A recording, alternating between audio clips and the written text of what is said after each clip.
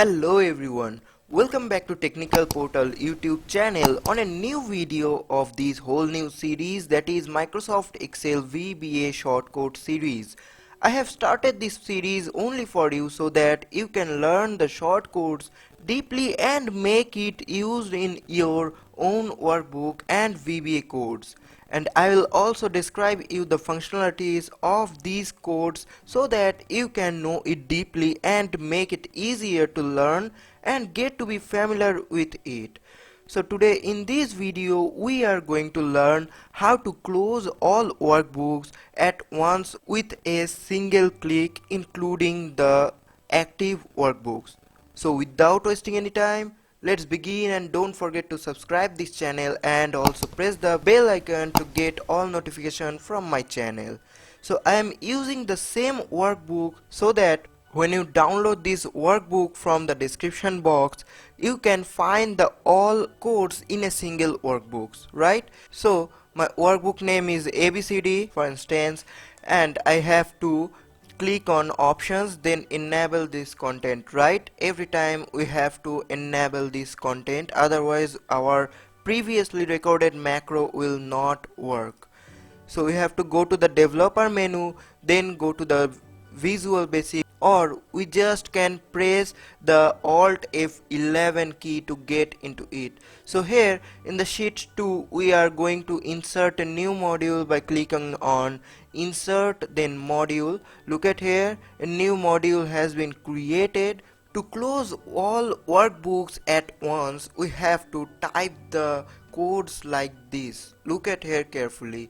We have to give the sub procedure name as close all workbooks, or you can give anything. Sub, I'm giving the name as close all workbooks, then open bracket and close bracket, hit enter.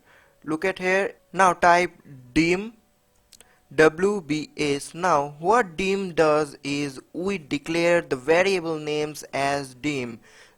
Here dim WS means we declare that our variable storage has been included as WBS. So here type as. Now select workbook from the drop down menu. You can press tab while highlighting the options so that it will be auto-filled by the Excel. Then hit enter. Now you have to type for each WBS in workbooks WBS dot. Here you have to select what we are going to do. We want to close all the workbooks, so we have to select close, right? Here you have to select as save changes, then colon equals to true. Then here you have to type next WB. Now your code has been completed. Press Ctrl S to save it. Now if you run this, look at here what happens.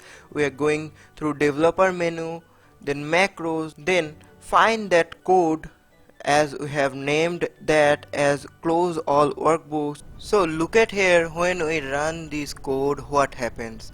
We click on run, then all workbooks has been closed. So that's all for today friends. Hopefully you like this video.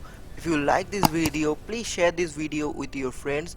Share your opinion as well as your queries in the comment section. Keep learning, keep supporting this channel, and keep practicing.